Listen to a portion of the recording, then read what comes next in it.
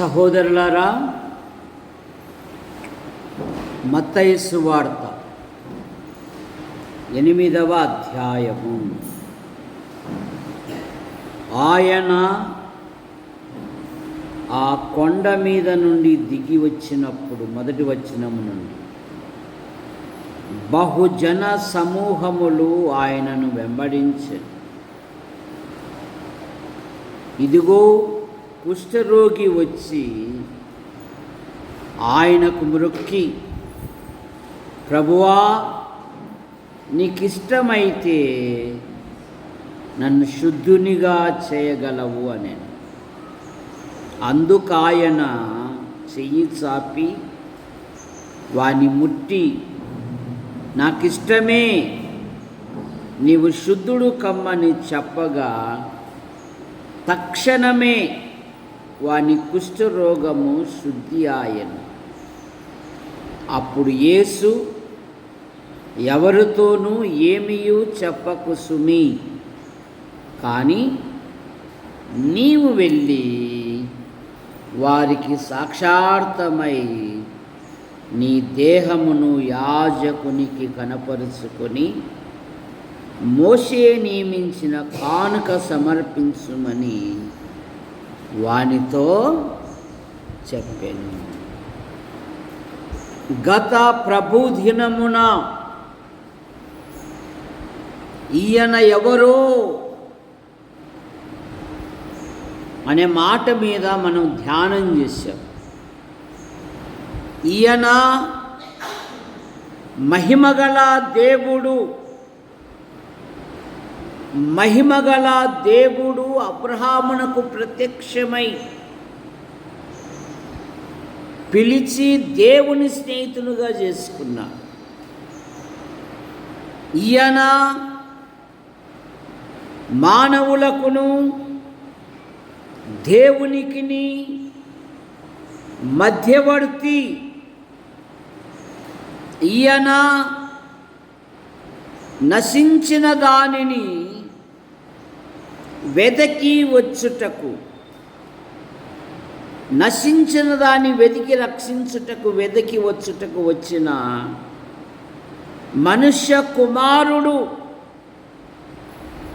ఈయన రక్షకుడు. ఈయన మార్గం. నేనే మార్గము, సత్యము, జీవమునై ఉన్నాను. నా ద్వారా ఎవరునూ దేవుని యొద్దకు రారు. ఈయన మృతులను బ్రతికించువాడు. లాజరును బ్రతికించాడు. విధవరాలి కుమారును బ్రతికించాడు. ఈయన మహాదేవుడు అని 7 మాటలు గత ప్రభుదినమున ధ్యానం చేశాం. అదే వరుసలో ఈయన స్వస్థపరచువాడు. ఈ మత్తయి సువార్త 8వ అధ్యాయము మొదటి 3 వచనాలు మనం చదువుకున్నాం. ఒక కుష్ఠరోగి వచ్చి,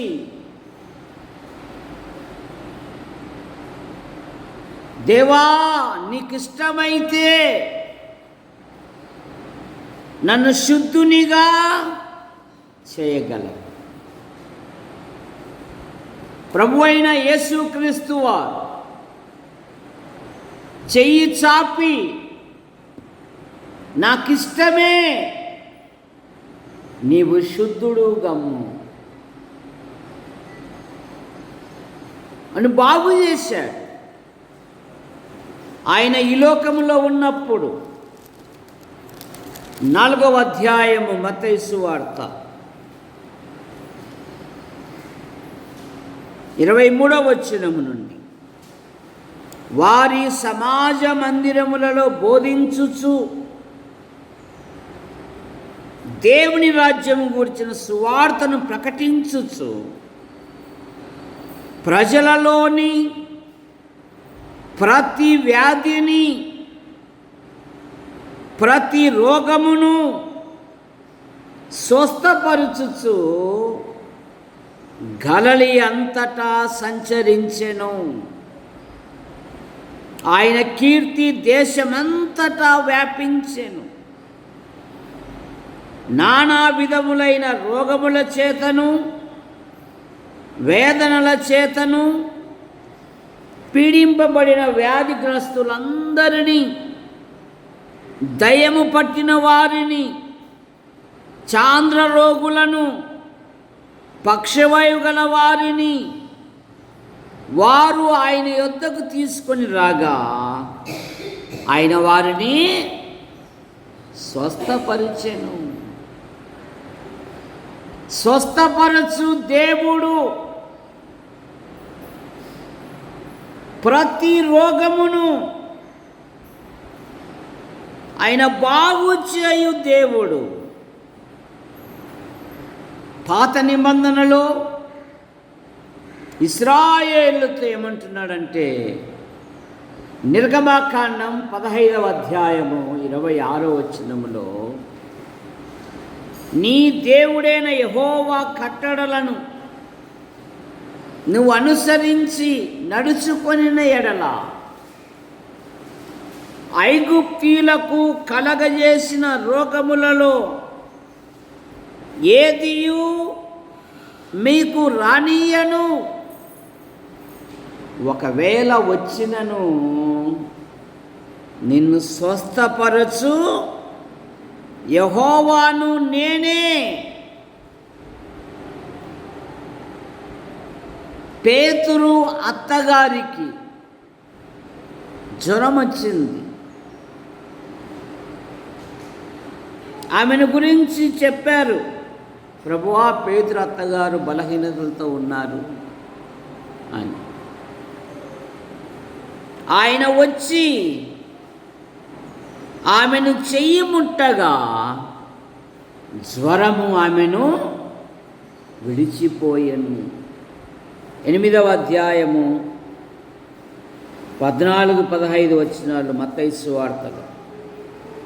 పేతురు ఇంటిలో ప్రవేశించి జ్వరముతో పడి ఉన్న అతని అత్తను చూసి ఆమె చెయ్యి ముట్టగా జ్వరము ఆమెను విడిచెను. అంతటా లేచి ఆయనకు ఏం చేసిందంట? ఉపచారము చేయసాగాను. ఇదే కృతజ్ఞత. కృతజ్ఞత అంటే అదే. వాడు బైబిల్ చదువుతున్నాడు, ఇది కరెక్టే కాదా అబ్బా అని. జ్వరము ఆమెను విడిచెను. విడిచిన వెంటనే ఏం చేస్తుంది ఆమె? యేసు ప్రభు యొక్క పరివారమునకు. ఎంతమంది యేసు ప్రభుతో పాటు శిష్యులు? 15-16 అమ్మ ఇసాకు భార్య. ఖచ్చితంగా చెప్పు, 15 మందా 16 మందా? 12 మంది. తప్పట్లు కొట్టండి, బైబిల్ జ్ఞానం తెలుసు. 12 మంది. వారికందరికీ ఏం చేస్తుంది ఆమె? ఉపచారం. నీ ఆధ్యాత్మిక జీవితంలో దేవుడు చేసిన ప్రతి దానిని బట్టి ప్రభును స్తుతించాలి. 9వ అధ్యాయంలోనే 24వ వచనం. ఇక్కడ శతాధిపతి కూతురు ప్రభునొచ్చి అడిగాడు. ఒక అధికారి, ప్రభువా నా కుమార్తె మరణమునకు సిద్ధముగా ఉంది, మీరు రండి. ఈలోపు రక్తస్రావం కలిగిన స్త్రీని దేవుడు ఆశ్చర్యకరంగా బాగు చేశాడు. కొంత ఆలస్యమైంది, మృత్యు వచ్చి ఆమెను కబలించేసి. ఇక ఉంటారు కదా సమాధి పెద్దలు, కొందరు గుంతదవ్యకు పోయారు, కొందరు సమాధి పెట్టెను సిద్ధం చేస్తున్నారు. ప్రభు వస్తూ ఉంటే ఎందుకురా ప్రభువుని శ్రమ పెట్టారు? బతికున్నప్పుడు ఏమో చేసేవాడు ఆయన, ఎందుకు ఆయన శ్రమ పెట్టారు అని ఏడుస్తూ ఉన్నారు. ప్రభు ఏమంటున్నాడు? స్థలమియ్యుడి. నీ ఆధ్యాత్మిక జీవితములో దేనిలో నువ్వు బలహీనతతో ఉన్నావో ఆయనకు చోటిస్తే మరణమును కూడా జీవముగా చేయు దేవుడు. చిన్నదానా లెమ్ము అనగానే ఆ చిన్నది లేచింది. ప్రభు ఏమంటున్నాడు? నిద్రించుచున్నది కానీ చనిపోలేదు. వాళ్ళు ఏమంటున్నారు? అపహాస్యం చేస్తున్నారు. ఆయన ఏం చేస్తున్నారు? ఆయన అపహాస్యం చేస్తున్నారు. స్థలమియ్యుడి.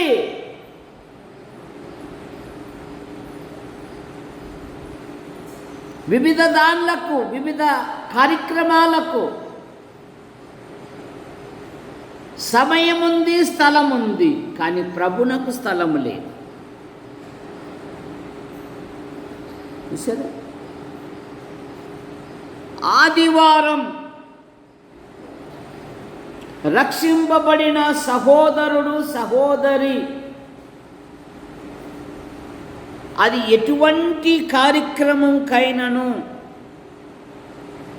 ప్రాధాన్యత ఇవ్వకూడదు అని చెప్పేవాళ్ళం మనం. ప్రభునకే ప్రాధాన్యత ఇవ్వాలి. మీరు ఎంతమంది ప్రాధాన్యత ఇస్తున్నారు? రోజు వచ్చే యవనులు ఈరోజు ఏమయ్యారు? ఏమైనా కాస్త దేవుని భయం. ఈరోజు దేవుణ్ణి ఆరాధించే దినం, దేవుని ఘనపరిచే దినం, దేవుని మహిమపరిచే దినం, దేవునికి కృతజ్ఞతాస్తుతులు చెల్లించే దినం.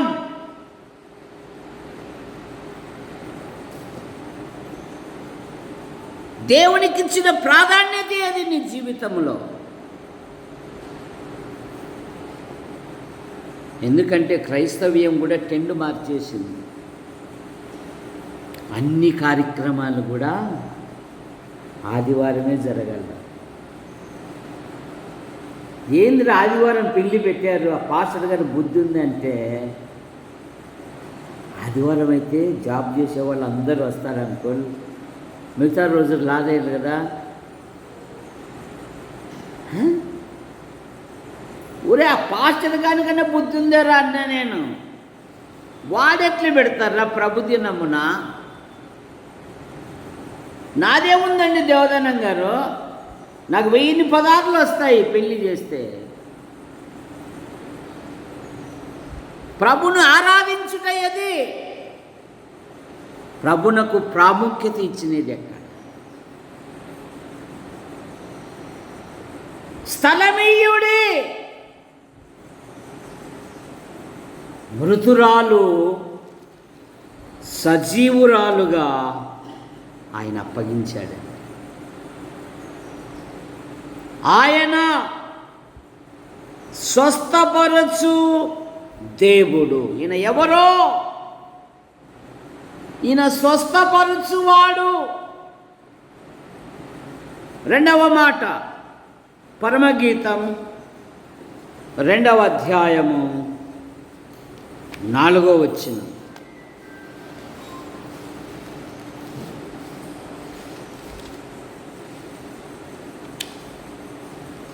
అతడు నన్ను విందుశాలకు తోడుకొని పోయెను. అతడు నన్ను విందుశాలకు తోడుకొని పోయెను. నా మీద ప్రేమను ధ్వజముగా ఎత్తెను. ఎక్కడ తీసుకుపోయాడంట? అతడు నన్ను విందుశాలకు, ప్రేమ విందుశాలకు నన్ను తోడుకొని పోయెను.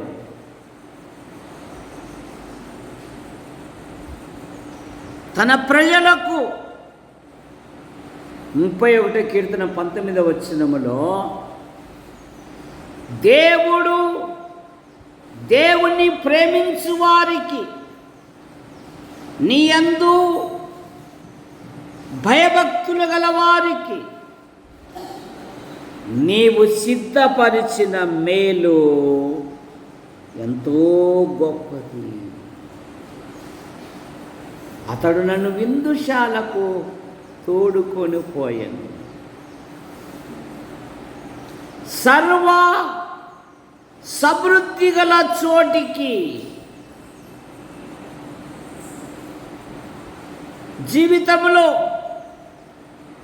మేము ఎన్నో బాధలు పడినాం, ఎన్నో నిందలు పడినాం.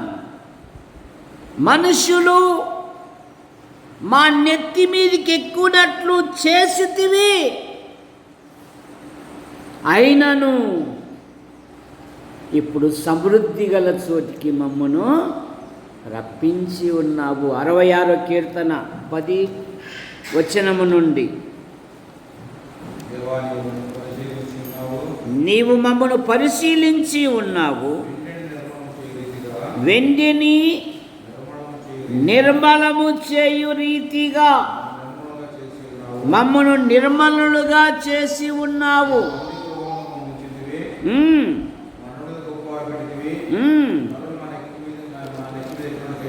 చేసితివి. మేము నిప్పులలోను నీళ్ళలోను పడితిమి, అయినను సమృద్ధి గల చోటికి మమ్మను రప్పించి ఉన్నావు. అతడు నన్ను విందుశాలకు కొనిపోయి. దావీదు ఉపకారమైన మనస్సు కలిగినవాడు. దేవుని పిల్లలు కూడా ఏం కలిగి ఉండాలా? ఉపకారము కలిగి ఉండాలి. ఎబ్రీ పత్రిక 13వ అధ్యాయము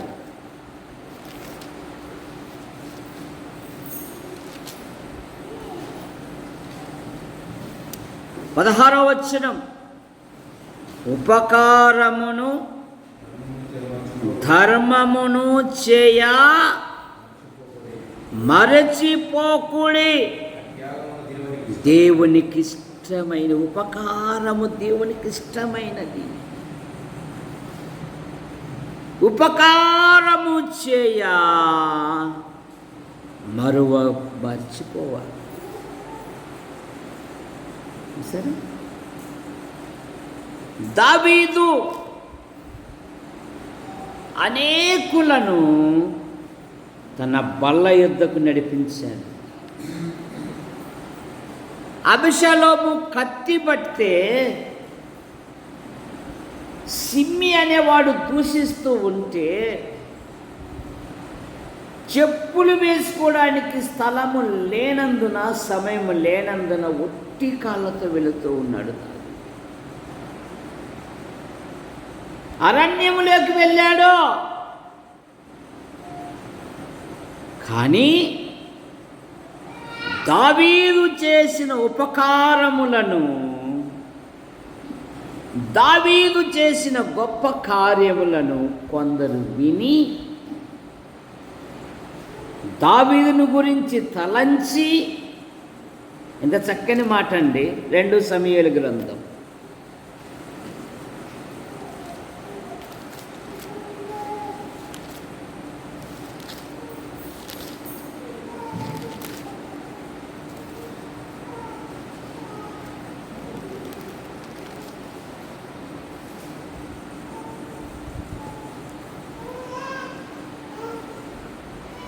26వ వచనం నుండి 27 నుండి, దావీదు మహనీయమునకు వచ్చినప్పుడు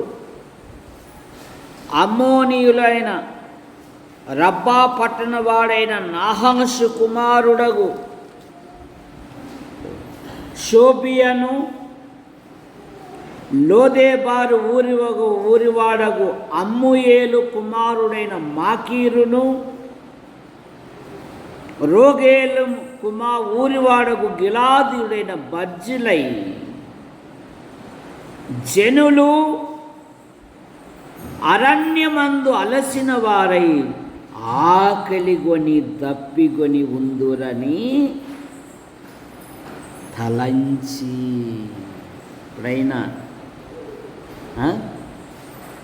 ఎప్పుడైనా తలంచావా? తలంచి పరుపులు, పాత్రలు, కుండలు, గోధుమలు, యవలపిండి, వేచిన గోధుమలు, కాయధాన్యములు, చిక్కుడుకాయలు, పేలాలు, తేనె, వెన్నె, జున్ను ముద్దులు దావీదు యొద్ద ఉన్న జనులకు తెచ్చి తలంచి. ఏం తలంచేది? మాకంటే ముందు ఆయన ఇంతలా కాయలు కొనుక్కొని పోతుంటే సరే వారు తలంచారు.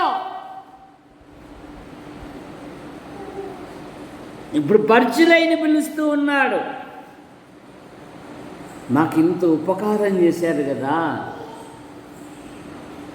రా నా బల్ల యొద్ద ఉందురా అంటే, ముసలివాడ నేను యాడైతుంది, నా కుమారుడు కింహం తీసుకొని వెళ్ళు అంటాడు.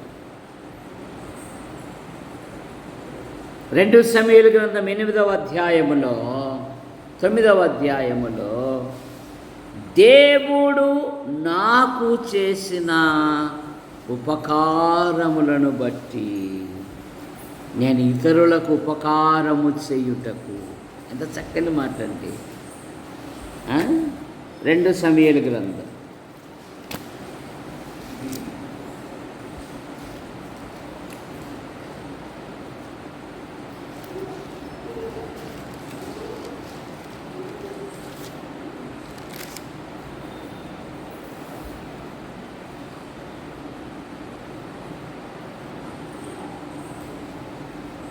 9వ అధ్యాయము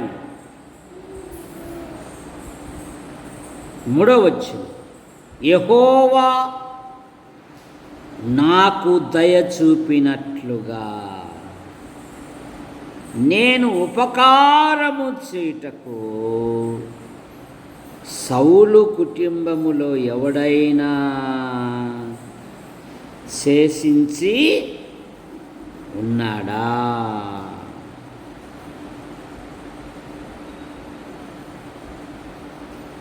దేవుడు నాకు దయ చూపునట్లుగా నేను ఉపకారము చేయుటకు సౌలు కుటుంబములలో ఎవడైనా ఉన్నాడా? అయ్యా ఉన్నాడయ్యా, వానికి 2 కాళ్ళు లేవయ్యా, తీసుకురా. మీ నాన్న నేను ప్రాణ స్నేహితులము, నేనేమో గొర్రెల కాపరిని, మీ నాన్నేమో రాజకుమారుడు. మా ఇద్దరి ప్రేమ స్త్రీలు చూపు ప్రేమ కంటే మిక్కిలి ఘనమైనది.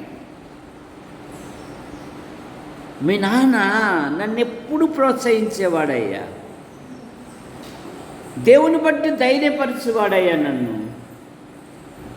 పైగా మీ నాయన ఏమనేవాడంటే, నువ్వు ఇశ్రాయేలుకు రాజు అవుతావు, నేను నీకు సహకారిగా ఉంటానన్నాడు. అనేక సమయాలలో, సందర్భాలలో మీ నాన్న నన్ను ధైర్యపరిచాడు.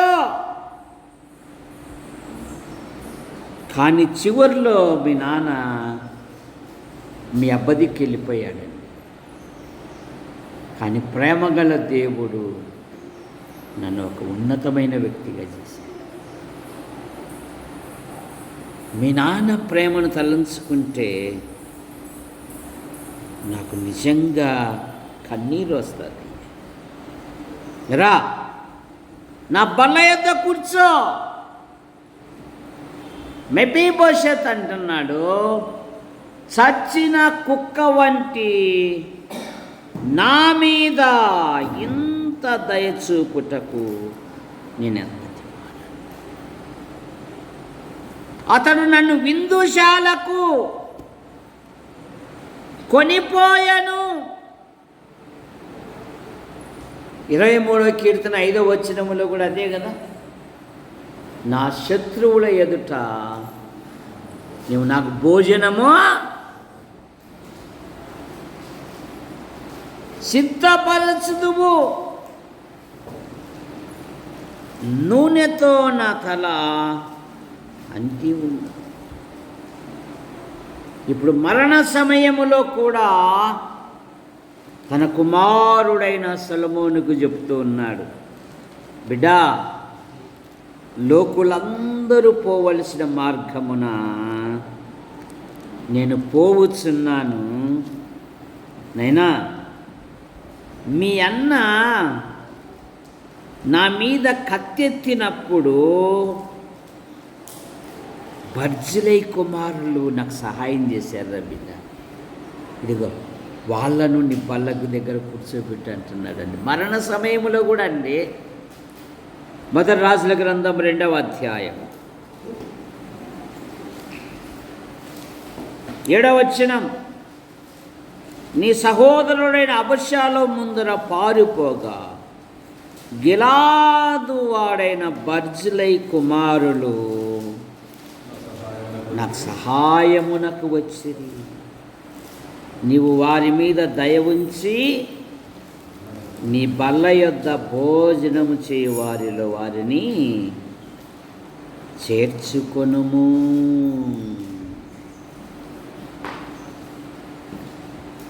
నేనా ఇదిగో లోకులందరి పోవలసిన మార్గమున రాజైనా సామాన్యుడైనా ఈ లోకం విడిచి పోవాల్సిందే. కానీ ఒకటి జ్ఞాపకం చేస్తున్నా బిడ్డ, బర్జిలై కుమారులు నాకు సహాయం చేశారా. అందుకే దావీదు ఎప్పుడు ప్రభును స్తుతించేవారు. 116 కీర్తన 12లో, యెహోవా నాకు చేసిన ఉపకారములకు నేను ఆయనకి ఏమీ చెల్లించేదని.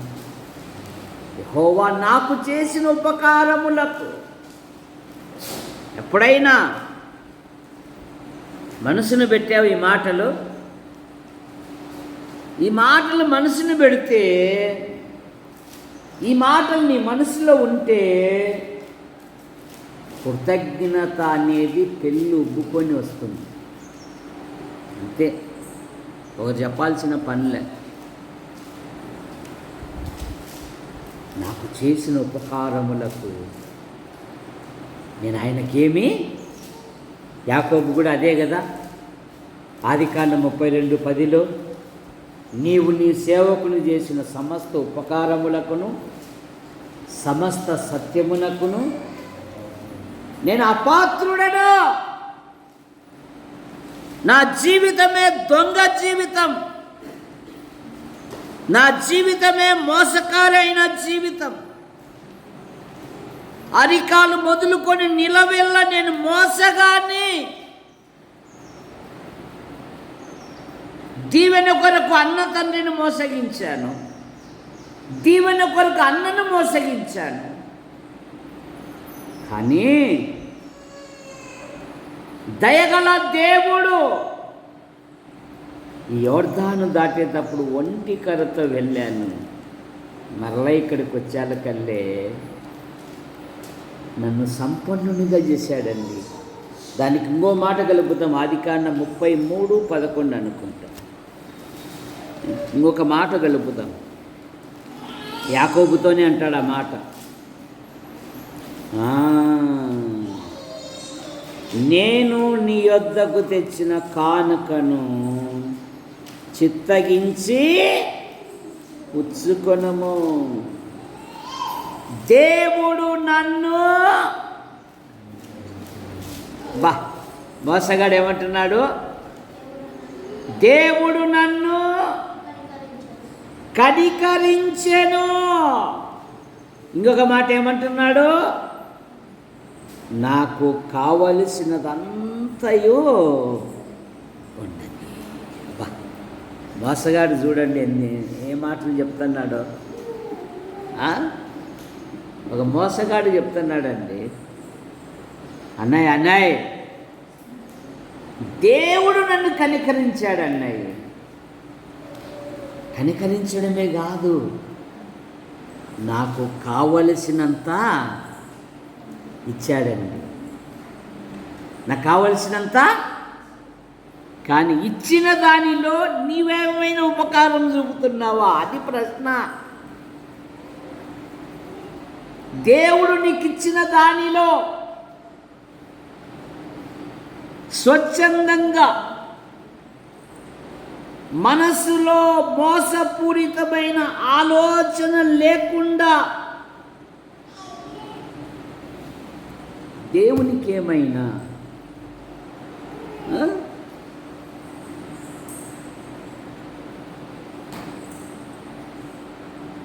ఆయన నన్ను విందుశాలకు కొనిపోయెను. మత్తయి సువార్త 22వ అధ్యాయం 4వ వచనం. ఇదిగో నా విందు సిద్ధపరచి ఉన్నాను, ఎద్దులను క్రొవ్విన పశువులను వధింపబడి ఉన్నవి, అంతయు సిద్ధముగా ఉంది. పెళ్లి విందుకు రండని పిలువబడిన వారితో చెప్పుడని వేరే దాసులను పంపెను. కానీ ఇదిగా మన సాకుల వాళ్ళు ఇక్కడ కనపడుతున్నారు చూడండి. ఎవరిల్లో? మన సాకుల వాళ్ళు. మనం ఎలాగూ సాకులు చెప్తామో వీళ్ళు కూడా ఏం చెప్తున్నారు? వారు లక్ష్యము చేయక ఒకడు పొలమునకు మరి ఒకడు వర్తకమునకును. ఇది విందంతా సిద్ధముగానే ఉంది.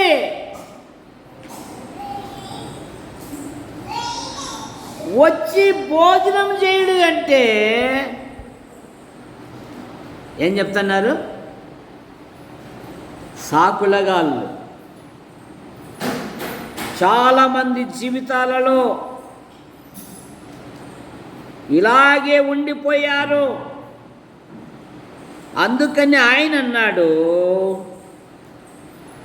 మీరు రాజ్య మార్గమునకు వెళ్ళి మంచివారనేమి తమకు కనబడిన వారిని అందరినీ పోగు చేసిరి గనుక విందునకు వచ్చిన వారితో ఆ విందుశాల నిండెను.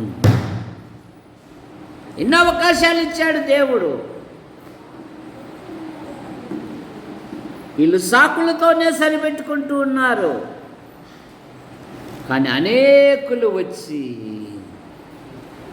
ఆ విందులో పాలు పొందారంటండి. ఎంత గొప్పదండి! అతడు నన్ను విందుశాలకు కొనిపోయి,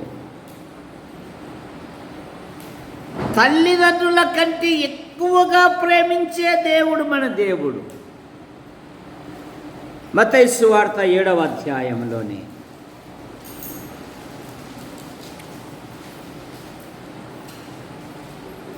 అడుగుడి మీకు ఇయ్యబడును 7 నుండి, వెదకుడి మీకు దొరుకును, తట్టుడి మీకు తీయబడును, అడుగు ప్రతివాడును పొందును, వెతుకువానికి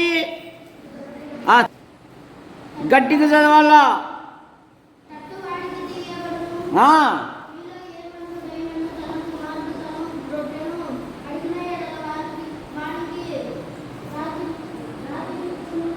రాతినిచ్చునా,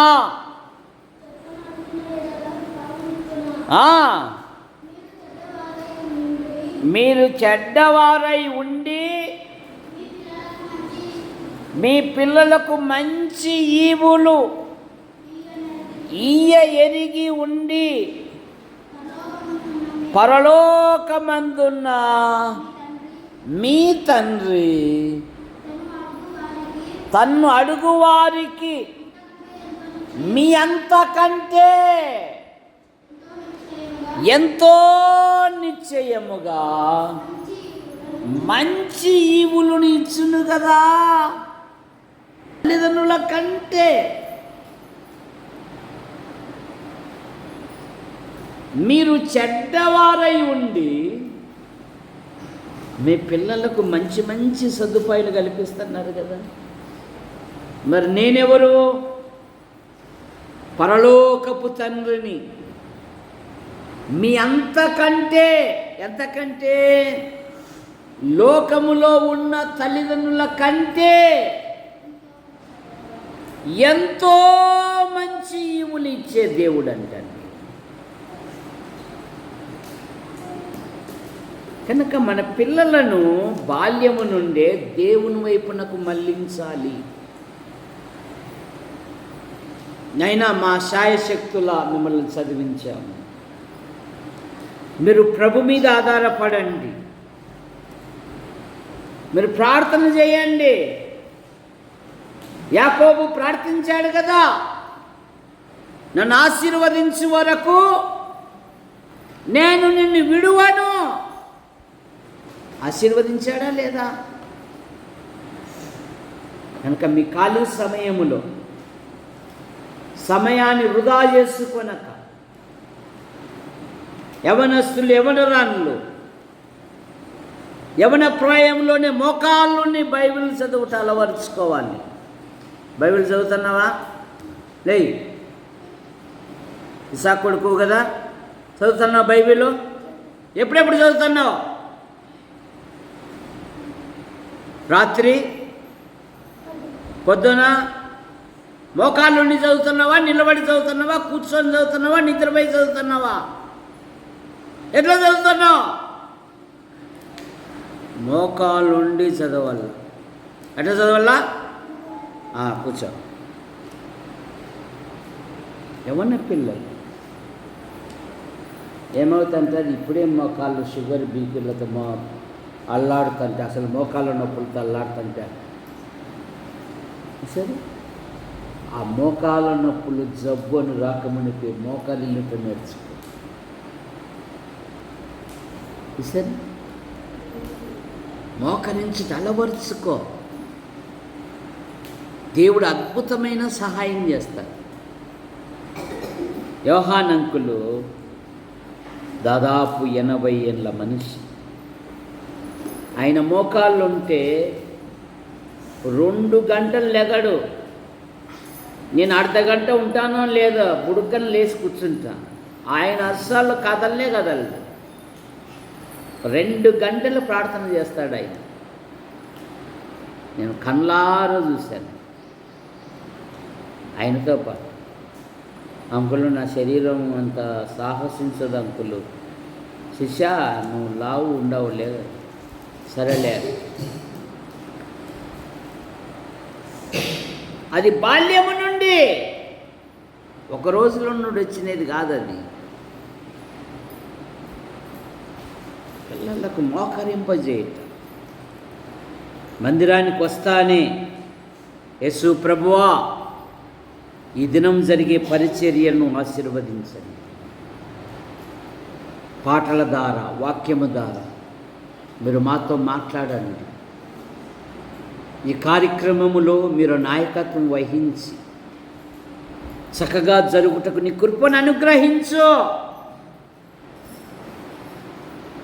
సరే, పిల్లలు వస్తానే మోకాళ్ళని ప్రార్థన చేయాలి, వస్తానే బైబిల్ పెట్టి పరిగెత్తకూడదు బయటికి. అట్లా పరిగెత్తినారనుకో ఈసారికి పచ్చి యాపబలత కోడితే అట్లా కుడుములు వస్తాయి.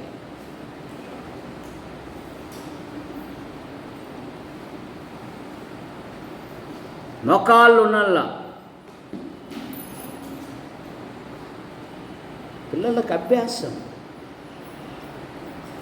మొక్కై వంగంది చెట్టై వంగునా.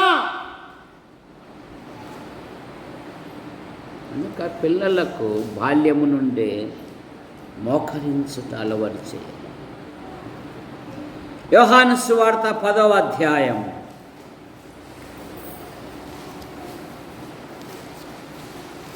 4వ వచనం. 10వ అధ్యాయము 4వ వచనం.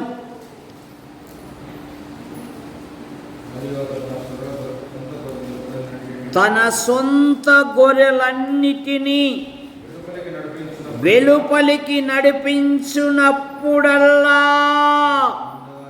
వాటికి ముందుగా ఎవరైనా ముందుగా నడుచు దేవుడు.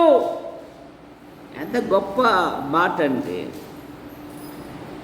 గొర్రెల కాపరి చూసారా, మందలు పోయేటప్పుడు అవి ఎటు పడితే అటు పోవు. ఒకడు ముందుంటాడు, ఒకడు వెనక ఉంటాడు, ఒకడు మధ్యలో కూడా ఉంటాడు. మంద పెద్దదైతే వాటిని నడిపించినప్పుడల్లా వాటికి ముందుగా నీ జీవితములో, నీ భవిష్యత్తులో, నీ ఇంటిలో ఆయన ముందు నడిస్తే చాలు, ప్రతిదీ ఆయన సరళం చేస్తాడు. యెషయా గ్రంథం 45వ అధ్యాయం 2వ వచనములో, నేను నీకు ముందుగా పోవచ్చు, మెట్టగా ఉన్న స్థలములను సరళము చేసేదను. సరే,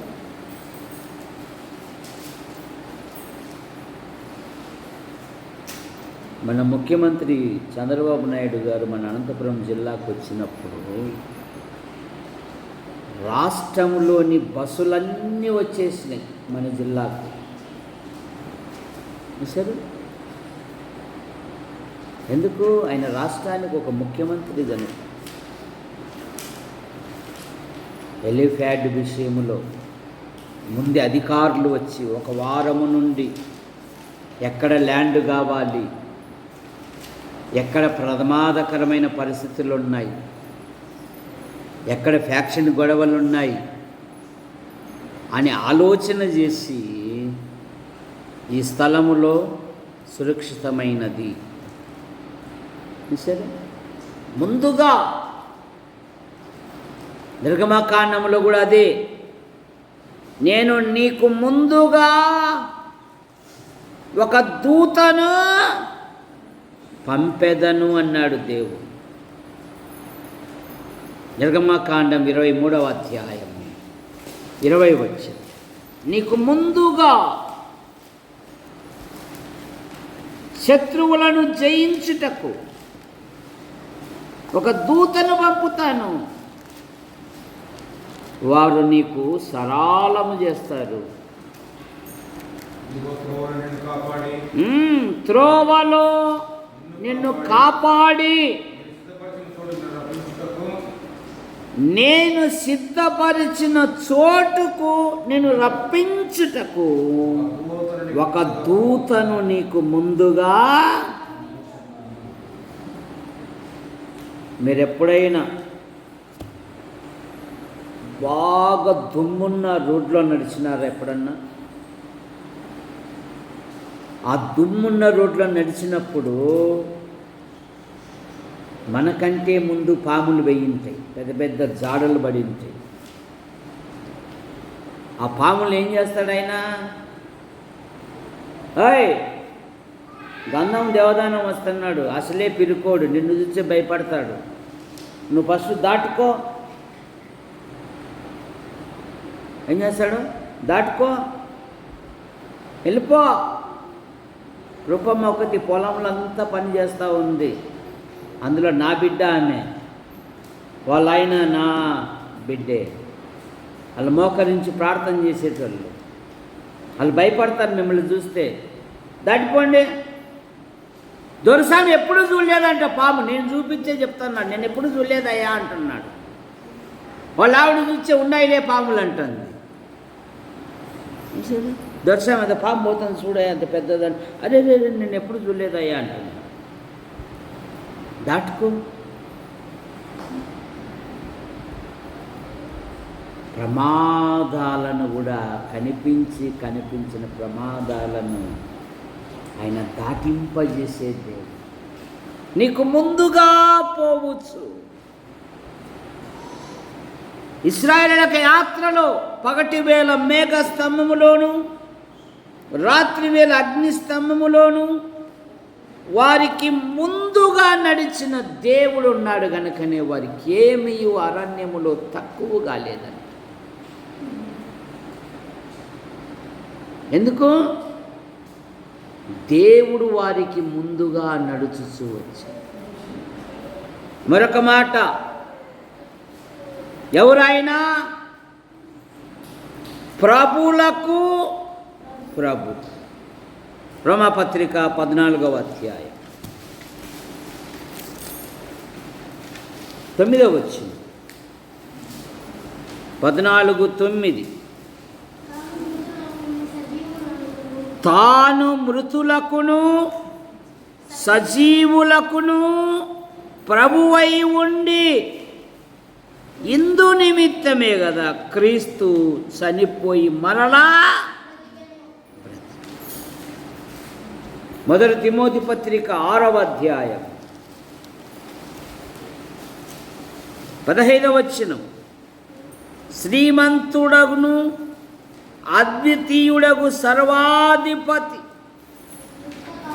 యుక్త కాలముల యందు ఆ ప్రత్యక్షతను కనబరుచుచు ఆ సర్వాధిపతి రాజులకు రాజును ప్రభులకు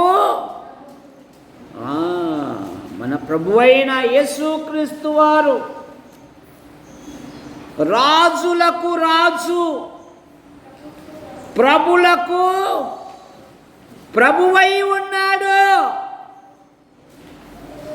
ఆయన తొడ మీద కూడా, ప్రకటన గ్రంథం 19వ అధ్యాయం 16వ వచనం. రాజులకు రాజు ప్రభులకు ప్రభు అను నామము ఆయన వస్త్రము మీదను తొడ మీదను రాయబడి ఉన్నది. ఎవరంట? యేసు ప్రభు. రాజులకు ప్రభులకు.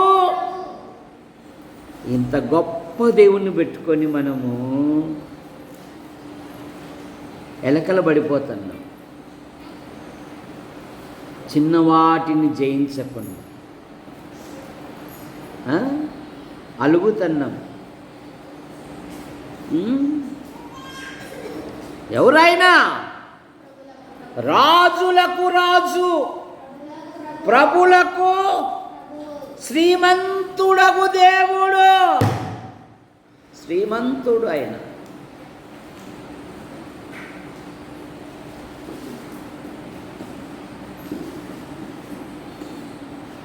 ఇట్టి ప్రభును మనం నిర్లక్ష్యం చేస్తాం. ఆయన మనల్ని ఏమని పిలిచాడు? మనల్ని ఏమన్నాడు ఆయన? నా స్నేహితులు అన్నాడండి. ప్రకటన గ్రంథం లేవంటే యోహాను సువార్త 15వ అధ్యాయం 13వ వచనం, 15, 13.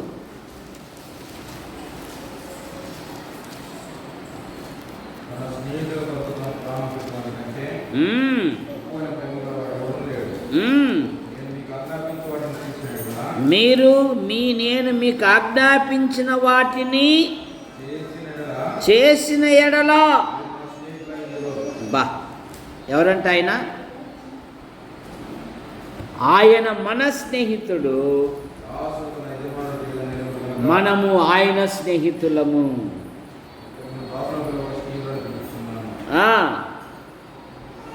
ఆయన మన స్నేహితుడు. ఎవరంట ఆయన? మన స్నేహితుడు.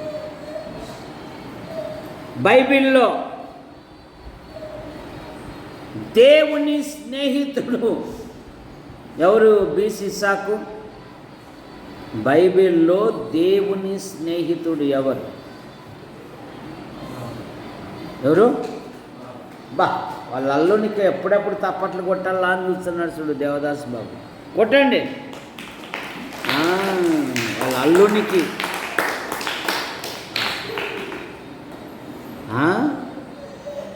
అబ్రహాము దేవుని స్నేహితుడు అంట. మనము ఆయన స్నేహితులము. మోషే దేవుడు స్నేహితులతో మాట్లాడినట్టు ముఖాముఖిగా ఆయన మాట్లాడాడంట. అందుకే ఇజ్కే ఏమని ప్రార్థన చేస్తాడంటే, నీ స్నేహితుడైన అబ్రహాముకిచ్చిన స్వాస్థ్యములో నుండి వారు మమ్మను నిర్మూలించుటకు యుద్ధానికి వస్తున్నారు అంటాడు. 2 దినవృత్తాంతములు 20వ అధ్యాయము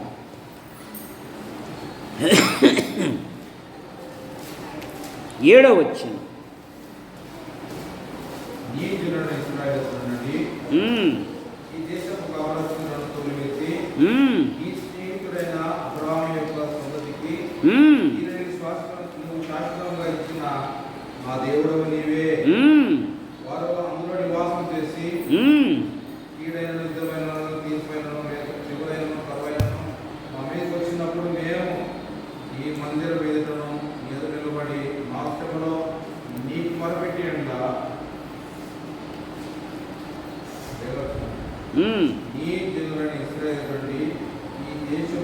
పన్నెండవ వచనం, మేము సుసంత్రించుకొనవలనని నీవు. 11వ వచనం, నీవు మాకిచ్చిన స్వాస్థ్యములో నుండి మమ్మను తోలివేయుటకై వారు బయలుదేరి వచ్చి మాకెట్టి ప్రత్యుపకారము చేయుచున్నారో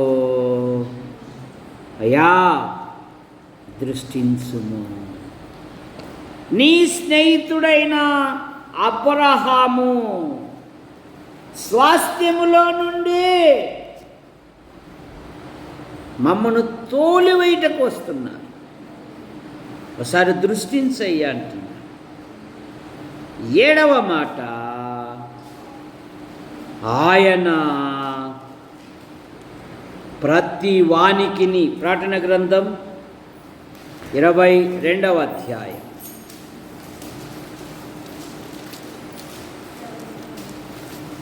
12వ వచనం, ఇదిగో త్వరగా వచ్చుచున్నాను, వాని వాని క్రియల చొప్పున ప్రతి వానికిచ్చుటకు నేను సిద్ధపరిచిన జీతము నా యొద్ద. ప్రభు కొరకు ఏదైతే ఖర్చు పెట్టావో, ఏదైతే త్యాగం చేశావో, ఎలాగూ శ్రమ పన్నావో అంతకు 2 వాని వాని క్రియల చొప్పున. చూసారా? నేను సిద్ధపరచిన జీతము. నేను తీసుకొని వస్తున్నాను. 1 కొరింథీ పత్రిక 9వ అధ్యాయం.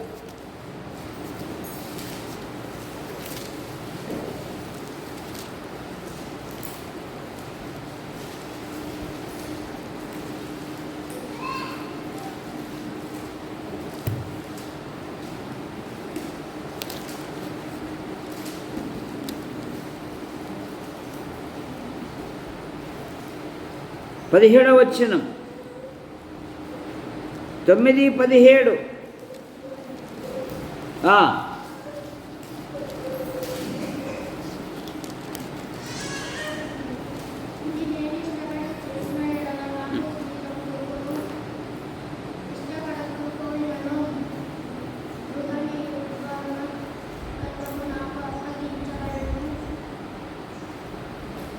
నేను ఇష్టపడి చేసిన ఎడల నాకు జీతము వచ్చింది. 1 కొరింథీ పత్రిక 3వ అధ్యాయము 12వ వచనము నుండి, ఎవడైనా నీ పునాది మీద వెండి, వెలగల రాళ్ళు, కర్ర, గడ్డి, కొయ్యకాళ్ళు మొదలైన వాటితో కట్టిన ఎడల వాని పని కనబడును. ఆ దినమున దానిని తేటపరుచును. అది అగ్నియే, దానిని అగ్నియే పరీక్షించును. పునాది మీద ఒకడు కట్టిన పని నిలిచిన ఎడల, నువ్వు చేసే పని నిలిచిన ఎడల నేను ప్రతి వానికిని జీతము పుచ్చుకొనును. 8వ వచనం, నాటువాడును నీళ్లు పోయివాడును ఒకటే, ప్రతి వాడును తాను చేసిన కష్టము కొలది జీతము పుచ్చుకొనును. తాను చేసిన కష్టము కొలది. ప్రభు పనిలో కనుక ఆయన స్వస్థపరచువాడు, ఆయన విందుకు కొనిపోబడువాడు, ఆయన వెలుపలికి నడిపించినప్పుడల్లా వాటికి ముందుగా నడుచువాడు గొర్రెలకు. ఆయన ప్రభులకు ప్రభును, రాజులకు రాజు. ఆయన స్నేహితులు అని మనల్ని పిలుచుచున్నాడు. ఆయన సిద్ధపరిచిన జీతము రాబోతున్నాడు. ప్రతి వాడును తాను చేసిన కష్టము కొలది జీతము పుచ్చుకొనును. ప్రతి వానికిని నేను సిద్ధపరిచిన జీతము నా యొద్ద ఉన్నది.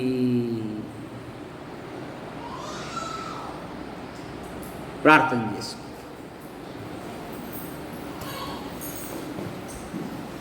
ప్రేమించిన మా తండ్రి, మీ నామాను బట్టి మీకు స్తోత్రములు చెల్లిస్తాను. గత వారములో మా పనులలో, ప్రయత్నములలో, కార్యములలో సంచరించు ప్రతి ప్రదేశాలలో మీ కృపాక్షేమాలు ఉంచి మరో నూతన వారాన్ని, ప్రభుదినాన్ని బహుమానంగా ఇచ్చారు. మీకు స్తోత్రం. ఈ నూతన వారంలో ఈ రాత్రి ఈటే తాతయ్య గృహంలో జరగబోయే ప్రార్థనా కూడికను దీవించండి. సంఘమంతయు వచ్చుటకు సహాయమును మెడిపి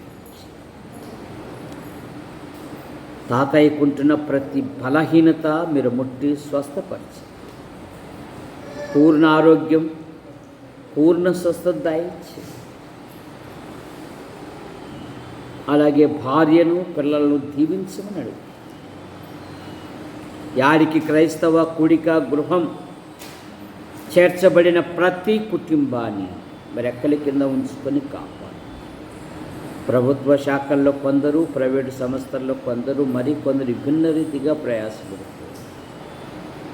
డ్యూటీలో ఉన్న రాజయ్యను దీవించండి, క్షేమంగా నడిపించి.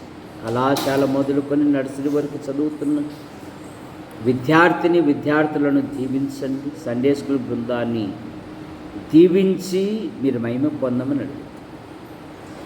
యేసు ప్రభువా మీకు వందనాలు చెల్లిస్తాం. సహాయమును మెడుదాయిచ్చి మేము మూర్ఖమైన వక్ర జనం మధ్య ఉన్నాం.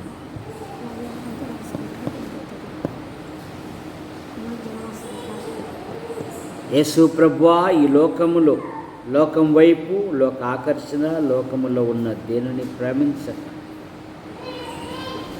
విశ్వాసమునకు కర్తయు దాన్ని కొనసాగించువాడైన యేసుక్రీస్తు వైపు చూచుచూ ముందుకు సాగుటకు దయచేయండి. ఈటే తాతయ్య భార్య జ్వరముతో బాధపడుతూ ఉంది, మీరు ముట్టి స్వస్థపరిచి. కొందరు రాలేకపోయారు, మరొక తరుణమును దయచేయండి. ఈ వారములో కట్టుపల్లి జాన్ నెల్సన్ గారు అమెరికా నుండి వస్తుండగా ఆయన ప్రయాణాన్ని దీవించి, వచ్చే శనివారం, ఆదివారం పెసరవాయిలో జరగబోయే వాక్య ధ్యాన కోడికలు దీవించండి. సేవకుల సమావేశాన్ని కూడా దీవించండి. ఇక్కడ జరగబోయే కార్యక్రమాలలో కూడా మీరు ముందుగా ఉండి నడిపించమని అడుగు. యేసు ప్రభువా మీకు వందనాలు చెల్లిస్తాం. సహాయముని విడదాయిచ్చి బుధవారం జరగబోయే బైబిల్ స్టడీని, శనివారం జరగబోయే విజ్ఞాపన కొడుకుని, ఆదివారం జరగబోయే ఆరాధన కూడా మీరు దీవించి. మా యాడికి మండలంలో ఉంటున్న ఆసుపత్రి, MRO, MDO, panchayat, police station, మా తాడపత్రి తాలూకాను, మా జిల్లాను, అనంతపురం జిల్లాను, మా తెలుగు రాష్ట్రాలను, దేశాన్ని, ప్రపంచాన్ని దీవించి. పాలన చేయు అధికారులు, అనధికారులను దీవించండి. చక్కగా పాలించినట్లుగా మీకు దయచేయండి. సుబ్బమ్మ ఆమె భర్త, కుమారుడు, కుమార్తెను బట్టి మీకు స్తోత్రములు. కుమార్తె జీవితములు గత సంవత్సరాలన్నీ మీరు కాపాడి మరో నూతన సంవత్సరాన్ని, భవిష్యత్తును బహుమానంగా ఇచ్చారు. మీకు స్తోత్రం. దీవించండి. సంఘములో రక్షించబడిన పిల్లలు ఉన్నారు, యవన పిల్లలు ఉన్నారు. నైనా వారి ఉద్యోగ, వివాహ విషయాలలో కూడా సహాయం. వృద్ధులుగా ఉంటున్న దేవదాస్ తల్లి, ఇన్నయ్య తల్లి, నరసింహ తల్లి, నందిపాడు ఆలీసమ్మ, వృద్ధాప్యములో ఉంటున్న ప్రతి వారిని మీరు ముట్టి స్వస్థపరచండి. పూర్ణ ఆరోగ్యం, పూర్ణ స్వస్థత ఇచ్చి ముందున్న కార్యక్రమాలలో మహిమ పొంది మా కొరకు ప్రార్థిస్తూ మా అవసరాలు తీరుస్తూ మేము ప్రోత్సహిస్తున్న ప్రతి వారిని దీవించండి. కట్టుపల్లి యోహానంత రాజ్యభయ్య మీ పిలుపు తీసుకున్నారు. వారి కుమారులు, వారి భార్యలు, వారి సంతానం, వారి కుమార్తెలు, వారి భర్తల సంతానం దీవించండి. శ్రీరామూర్తి గారికి ఉంటున్న ప్రతి బలహీనత మీరు ముట్టి స్వస్థపరచండి. కుమార్తెలు, కుమారుని దీవించండి. ఎన్ఎం జోసెఫ్ గారు స్టంట్ వేయబడింది, మీరు ముట్టి స్వస్థపరచండి. సుభాష్ కుర్చీ విరిగి కంటిని కోల్పోయాడు, కన్ను ఆపరేషన్ జరిగింది. ఒంటి కన్నుతోనైనా నేను సేవ చేస్తాననే మాటను బట్టి కూడా మీకు దీవించి. అలాగే సుదర్శనం భార్యకుంటున్న ప్రతి బలహీనత మీరు ముట్టి స్వస్థపరిచి. యేసు ప్రభువా రాజశేఖర్ ఆయన భార్యను దీవించి కుమారునిచ్చారు. నైనా తల్లిని, కుమారుని దీవించండి. మంచి పోషకాలు దయచేసి ఇలాగ అన్ని విషయాలలో మహిమ పొందాం. ఆశీర్వదించు, హస్తాలకు అప్పచెప్పు. ఈ రాత్రి పాలు బయలుదేరి వస్తుండగా ప్రయాణాన్ని దీవించండి. డేవిడ్ నర్సరావుపేటలో ఉన్నాడు, దీవించండి. తిరుగు ప్రయాణంలో మహిమ పొంది. యేసు ప్రభువా మీకు వందనాలు చెల్లిస్తున్నాం. ఈ దినపు యాత్రలో మీ కృపాక్షేమాలుంచి కాపాడమని యేసు ప్రభు నామములో ప్రార్థిస్తున్నాం తండ్రి, ఆమేన్. అట్లాగే కూర్చో.